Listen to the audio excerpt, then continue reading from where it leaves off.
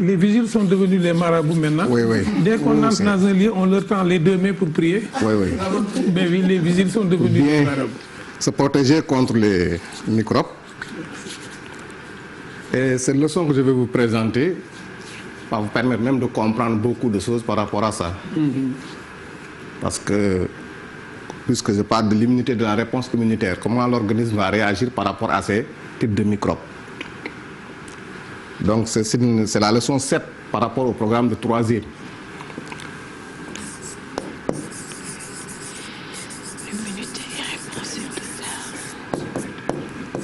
Et la réponse immunitaire.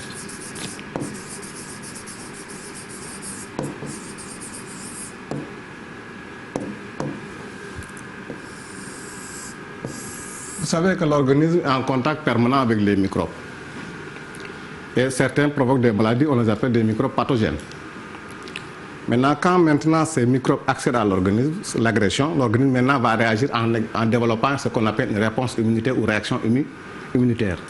Ces réactions maintenant se présentent sous deux formes. La première, c'est-à-dire la réponse immunitaire non spécifique.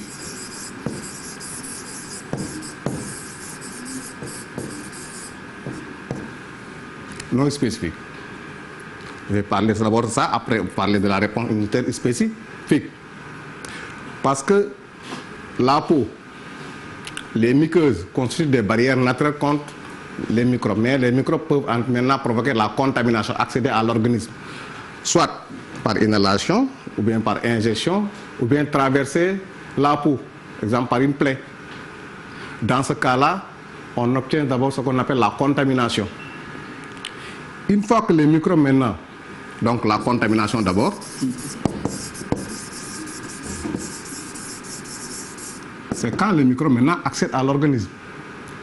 Maintenant, si ils trouvent maintenant des conditions favorables, ils vont se développer. Ça constitue l'infection.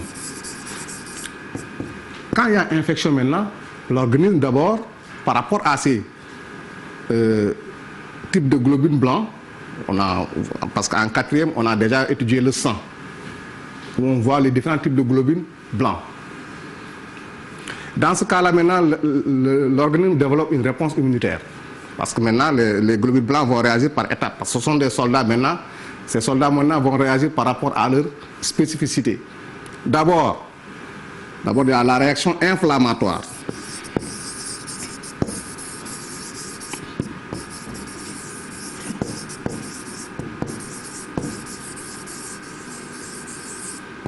Je vais revenir ici un peu. Bien. C'est ici.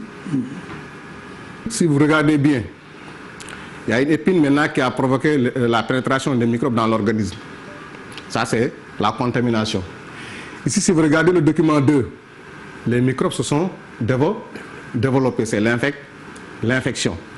Et dans ce cas-là, maintenant, l'organisme va envoyer ses soldats par niveau. Maintenant, si vous regardez bien, ici, on avait vu que les globules blancs, ici, il y a plus précisément les polynucléaires, qui sont dans les capillaires sanguins. Et maintenant, vont répondre à cette agression microbienne. Parce que leur présence informe, les microbes vont sécréter des produits chimiques qui vont informer les polynucléaires la présence des corps étrangers dans l'organisme. Et dans ce cas-là, maintenant, ils vont aller répondre à l'agression microbienne. Ils vont quitter les capillaires par un mécanisme, un phénomène qu'on appelle la diapédèse. Et ici, au contact des microbes, maintenant, ils vont essayer maintenant d'éliminer, ils vont essayer maintenant de combattre ces microbes. Et ces polynucléaires, on les appelle aussi les granulocytes, ils vont essayer maintenant d'éliminer ces microbes par un mécanisme qu'on appelle la phagocytose. Avant de venir sur la phagocytose, maintenant, on va décrire la réaction inflammatoire. C'est une réaction locale au niveau du lieu où les microbes ont pénétré dans l'organisme. Si vous voyez bien, il y a un gonflement. Le gonflement maintenant est dû par la dilatation des capillaires. Et la sortie maintenant du plasma. Ça va provoquer un gonflement au niveau de la plaie, de la blessure. Et une fois maintenant, il y a aussi, des fois on change la rougeur aussi. Parce que puisque ce sont des vaisseaux sanguins, maintenant, la dilatation maintenant change la couleur de la peau. Et il y a aussi des fois des douleurs au niveau de la blessure. On voit maintenant, c'est parce qu'il y a beaucoup de produits qui excitent les terminaisons nerveuses. Donc, d'abord, il y a gonflement, il y a la chaleur, il y a la douleur, et toutes ces manifestations au niveau local, c'est ça qu'on appelle la réaction inflammatoire. Et maintenant, les microbes, les polynucléaires vont être éliminés par les polynucléaires ou bien granulocytes. Et par le mécanisme qu'on appelle la phagocytose. Ce qu'on voit en document 2 ici. D'abord, il y a ANA, vous allez voir, la bactérie est là. C'est un microbe, c'est un micro-organisme. Et il y a là le phagocyte comme polynucléaire. Il y a approche. Ici maintenant, le polynucléaire va essayer maintenant d'ingérer la capture, va essayer de capturer le micro-organisme. Et maintenant, il y a injection. La bactérie entre à l'intérieur du polynucléaire qui va créer une vésicule digestive. Donc, ça va essayer maintenant de digérer le microbe. Une fois digéré maintenant, on va rejeter. Maintenant, si ces polynucléaires arrivent à éliminer tous les microbes, l'infection s'arrête.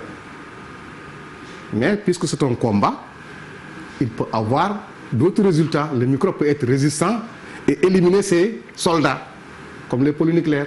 Dans ce cas-là, l'infection progresse. Elle va aller à l'intérieur de l'organisme. Et si l'organisme maintenant va développer un autre système de défense. Au lieu maintenant, ce sont les polynucléaires, ne peut pas combattre les microbes. Il y a plusieurs soldats au niveau de l'organisme, ils vont envoyer ce qu'on appelle les lymphocytes.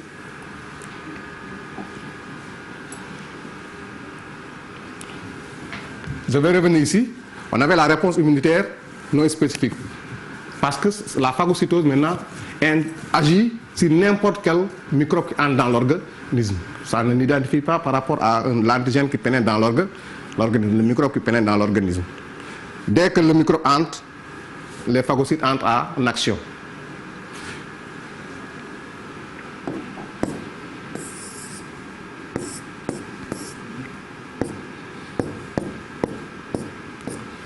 Maintenant, puisqu'elle est non spécifique, elle agit sur n'importe quel microbe qui pénètre dans l'organisme. Maintenant, si ces microbes développent, progressent dans l'organisme, il y a la réponse immunitaire qu'on appelle spécifique.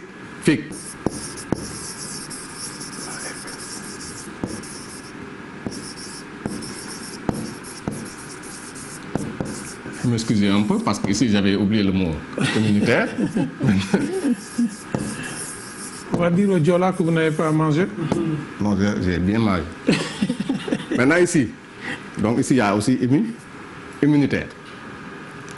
Donc dans ce cas-là d'abord, on va voir maintenant, puisque maintenant c'est spécifique, ici c'est un peu, il faut bien suivre pour mieux comprendre. Ici il y a l'action des lymphocytes. Et il y a aussi plusieurs lymphocytes, parce que ce sont des cellules que vous avez étudiées déjà en 4e. Donc là, je ne suis pas revenu par rapport à ça. Maintenant, d'abord, on va voir ce qu'on appelle antigène anticorps. Il y a des notions à comprendre. Antigène, anticorps. Parce que si vous comprenez ces deux notions, antigène, c'est tout élément étranger qui pénètre dans l'organisme, qui provoque une réaction immunitaire. Ça peut être un micro-organisme, une partie d'un micro-organisme, une autre substance aussi, un corps étranger. N'importe quel corps étranger qui déclenche une réponse immunitaire est appelé antigène. Mais l'anticorps, une fois l'organisme infecté, maintenant va produire des molécules protéiques qui vont essayer d'éliminer ces antigènes. C'est ça qu'on appelle anticorps. Je vais revenir maintenant par rapport à ça aussi. Si vous avez compris ces deux notions à comprendre, parce qu'anticorps et antigène. Maintenant, il y a la production d'anticorps. Par rapport aux expériences maintenant, on a déterminé que ce sont les lymphocytes B. Les lymphocytes B qui produisent les anticorps. Les lymphocytes B qui vont produire les anticorps. Vous allez comprendre maintenant comment les lymphocytes B vont produire des anticorps. Donc les lymphocytes B, une fois il y a l'infection, on l'appelle LB. Il y a plusieurs dans l'organisme, mais c'est un seul qui est activé, qui va maintenant se charger de l'antigène qui a activé le lymphocyte. Je vais revenir ici maintenant par rapport à la production d'anticorps, pour amener maintenant pour vous expliquer comment se fait la réaction immunitaire spécifique. Il faut bien suivre ici pour mieux comprendre la production l'évolution de la production d'anticorps. Regardez, parce que c'est un graphique qui revient souvent. Et si vous comprenez le graphique et les cellules qui sont en bas, vous allez comprendre comment se fait la réaction immunitaire spécifique. Regardez ici, le premier contact avec l'antigène A. On a dit l'antigène A. Un corps étranger, exemple un microbe qui a pénétré dans l'organisme. Donc, ça va d'abord la réponse immunitaire inflammatoire, la réaction inflammatoire, on a dépassé ça. On revient maintenant à la réaction immunitaire spécifique. Dans ce cas-là, regardez, contact presque une semaine, on commence à avoir la production d'anticorps. Et la production d'anticorps n'est pas importante. Donc ici, on dit que la production d'anticorps au premier contact avec l'antigène, elle est lente. Ensuite, vous allez comprendre pourquoi elle est lente. Et la quantité est très faible. Et ça ne persiste pas dans l'organisme. Maintenant, regardez, second contact avec le même antigène A. Regardez la production d'anticorps, elle est presque immédiate et elle est importante. C'est là maintenant, si on va dans l'explication, c'est à partir de ce moment maintenant que vous allez comprendre pourquoi ici elle est faible, elle est lente, pourquoi ici elle est importante et immédiate. Regardez, on a mis lymphocyte B.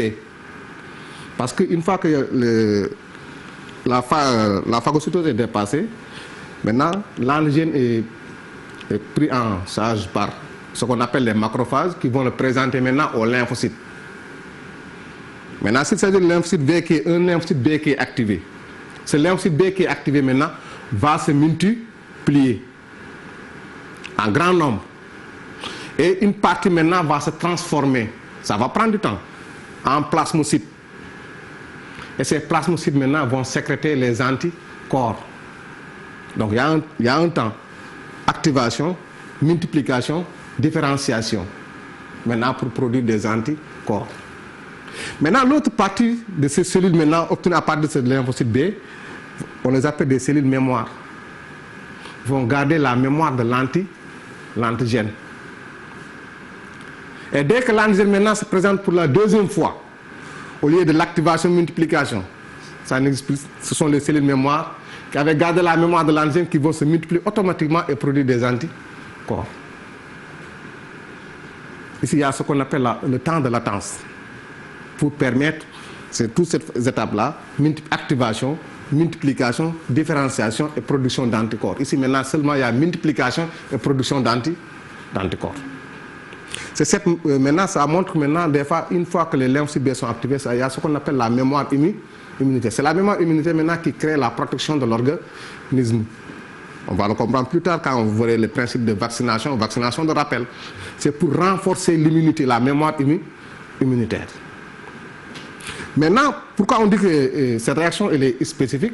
Parce que si un autre antigène B entre dans l'organisme, ces lymphocytes B, ces lymphocytes-là, ces cellules-là, mémoire-là, ne connaissent pas l'antigène B. Donc il y aura un autre lymphocyte qui sera activé, qui va suivre le même processus et garder la mémoire. C'est pour là qu'on dit qu'ici, cette réaction-là, elle est spécifique. Parce que l'anticorps produit ne peut éliminer que l'antigène qui a provoqué sa production.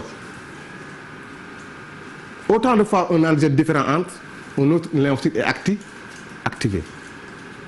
C'est pour cela qu'on dit qu'elle est spécifique. Si vous regardez ici un peu, j'ai mis un schéma pour modéliser. Si vous regardez, l'anticorps est là. Ici, ce sont les antigènes.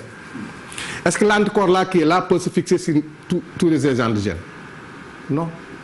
Il peut fixer seulement sur l'antigène B.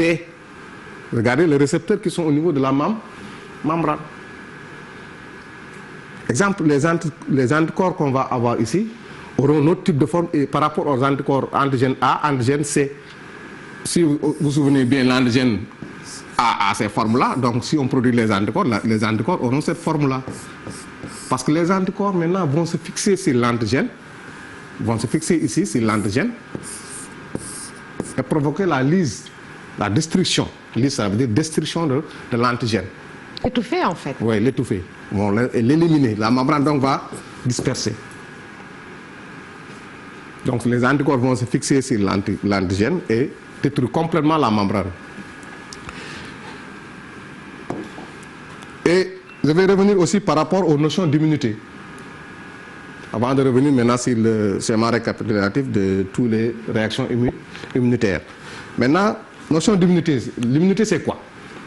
C'est la capacité que possède l'organisme pour lutter contre les infections, les microbes, à éliminer l'infection. Maintenant, il y a deux types d'immunité. L'immunité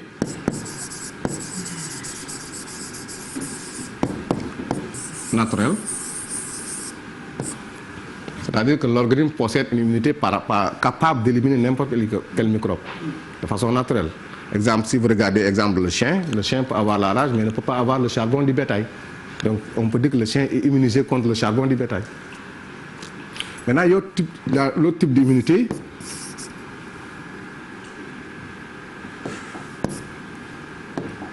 C'est l'immunité acquise. L'immunité acquise. Si vous regardez bien au niveau des enfants, pourquoi on les vaccine? C'est pour créer cette immunité acquise. Parce que la vaccination, c'est quoi? C'est mettre des antigènes qui ont ce sont des microbes qu'on a diminué la toxicité. On met dans l'organisme maintenant pour permettre à créer la mémoire immunitaire. C'est pour créer les cellules mémoire. Et les vaccinations de rappel permettent toujours de renforcer la mémoire immunitaire. Donc c'est l'immunité acquise après une infection. Par exemple, la variole, la coqueluche. Tout cela parce que les vaccins, ce sont les microbes responsables de cette maladie qu'on a éliminé le danger, qu'on a mis dans l'organisme. Et même si l'enfant a cette maladie une fois dans la vie, une fois guéri, il n'aura plus. On les appelle des maladies immunisantes. Des maladies immunisantes. Je vais revenir pour terminer avec maintenant un schéma récapitulatif par rapport à ça, pour montrer les lignes de défense. Si vous regardez bien, première ligne de défense, donc les barrières naturelles, c'est-à-dire exemple la peau et les muqueuses. Maintenant, il y a la phagocytose qui est non spécifique, qui intervient dans n'importe quelle infection. Capture, injection de microbes, destruction, déjection. L'infection s'arrête. Dans le cas maintenant où le microbe résiste, élimine les polynucléaires, l'infection progresse. Et dans ce cas-là, maintenant, l'organisme, il y a deux systèmes d'immunité. Avec la production d'anticorps ici, par le lymphocyte B. Je l'ai déjà expliqué, je ne vais pas insister par rapport à ça, je vais revenir par rapport à d'autres types de lymphocytes qu'on appelle des lymphocytes T. Parce que ici maintenant, c'est les anticorps qui vont aller se fixer sur l'antigène et l'éliminer. Et dans ce cas-là maintenant, les lymphocytes T, on les appelle aussi les lymphocytes tueurs, vont attaquer les cellules infectées et provoquer sa destruction. Donc voici le système maintenant immunitaire, les réactions que développe l'organisme pour protéger contre les microbes. Soit la phagocytose qui est non spécifique, ou bien les réactions spécifiques qui sont soit la production d'anticorps et la création de cellules lymphocytes, de cellules tueurs. Dans tous ces deux cas-là, production d'anticorps et lymphocytes, il y a toujours la mémoire immunitaire. Je pense que le temps était un peu court, mais l'essentiel a été... Oui. C'est clair. Je pense que nous avons les grandes lignes, en fait, la quintessence même de ce cours sur l'immunité et la réponse immunitaire et vivement une immunité naturelle au coronavirus pour tout le monde. Merci beaucoup, Moussili. Merci beaucoup. J'espère que les élèves qui sont en classe de 3e, ils ont pris bonne note. Ça revient souvent lors des examens, lors des épreuves. Cette fois-ci, même, je pense beaucoup ça. Avec Corona. L'immunité, parce qu'il y a tellement de leçons par rapport à ça. Je pense beaucoup cette année-ci, ça va revenir encore parce que ça vient souvent. Mais c'est surtout dans le cas là, surtout la réponse immunitaire spécifique. Il faut bien comprendre la réponse primaire et la réponse secondaire. La première réponse qui est lente et Ça, c'est le prochain faible. cours. Oui, et l'autre maintenant qui est rapide, importante, qui est très utile maintenant par rapport pour garder la mémoire immunitaire. Ça, c'est le prochain cours. Il a annoncé son prochain cours, hein, parce qu'on ne vous lâche plus. Ah non, on ne vous lâche plus. Merci beaucoup. Merci beaucoup, Monsieur Ly, El Hadj Ousmane Ly. Donc, chers apprenants, comme toujours, révisez bien les SVT, Sciences de la vie et de la terre. Et comme il l'a si bien dit, actualité oblige, faites attention à ce cours sur l'immunité et la réponse immunitaire. Je pense que Monsieur Ly a été très, très clair. Maintenant, nous allons parler mathématiques avec Monsieur Dité, qui nous a permis de comprendre un peu les annuités, l'argent que nous déposons à la banque, l'argent